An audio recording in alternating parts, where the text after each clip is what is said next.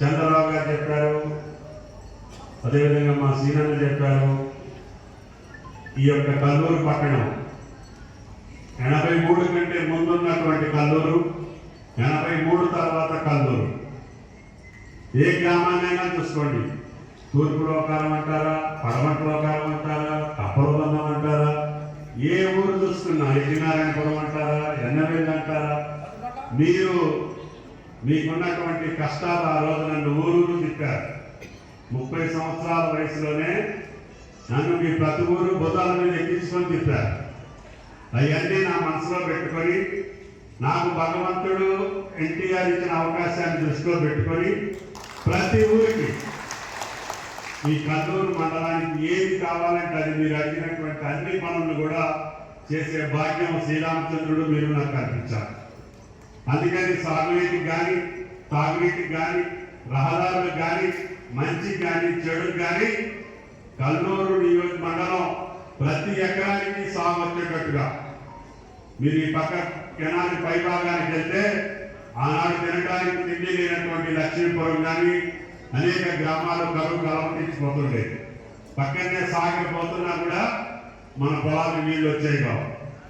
ఎందుకని అంటే గర్భరాగంలో ఉన్నాయని చెప్పి బత్తులపల్లి కానీ, కప్పలబంధం కానీ అన్ని లిఫ్ట్ ఇరిగేషన్స్ పెట్టి ప్రతి ఎకరానికి నీళ్ళు ఇచ్చే అవకాశం వచ్చింది. అదేవిధంగా కెనాల్ మీద ఎక్కడ క్రాస్ వాల్స్ కావాలంటే అక్కడ కొంచెం రంగారెడ్డి గారు ఇన్స్ట్రక్షన్స్ ప్రకారంగా మెయిన్ కెనాల్ మీద ఎక్కడ అవసరమైతే అక్కడికి తీసుకొచ్చి వ్యవహారం చేశాం. ప్రతి పల్లెకి తార్ రోడ్ వేసి పెట్టాం. ప్రతి ఇంటికి మంచినీళ్ళు కూడా ఇచ్చాం. ఆ రకంగా అభివృద్ధి చెందినటువంటి రాష్ట్రంలో కల్లూరు మండలానికి ఒక ప్రత్యేక గుర్తింపును తీసుకొచ్చాం.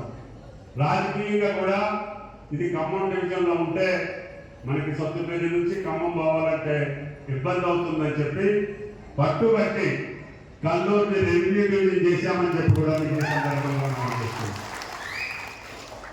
అదే రకంగా ఈ మండలానికి ఏ అవకాశం ఉంటే అవకాశం. ఇప్పుడు ఇంటిగ్రేటెడ్ స్కూల్ వస్తే ఎంసూరులో పెట్టవచ్చు, సత్తుపల్లిలో పెట్టవచ్చు, తల్లాడలో పెట్టవచ్చు.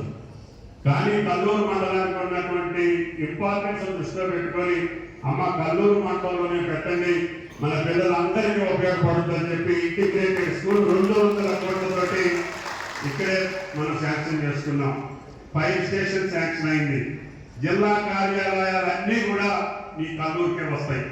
ఇరిగేషన్ కానీ, ఆర్ఎండ్బి కానీ, రెవెన్యూ కానీ అందరూ అధికారులు అందరూ ఒక మోడల్ రెవెన్యూ డివిజన్ కార్యాలయం కాంప్లెక్స్ కట్టాలని చెప్పి ముఖ్యమంత్రి గారికి ప్రపోజల్ ఇచ్చాను. తప్పకుండా మనకి ఎన్ఎస్పీ గ్రామంలో బ్రహ్మాండమైనటువంటి ఖమ్మం కలెక్టరేట్ ఎట్లా ఉందో దాని తాతగా ఉండేటట్టుగా రెవెన్యూ డివిజన్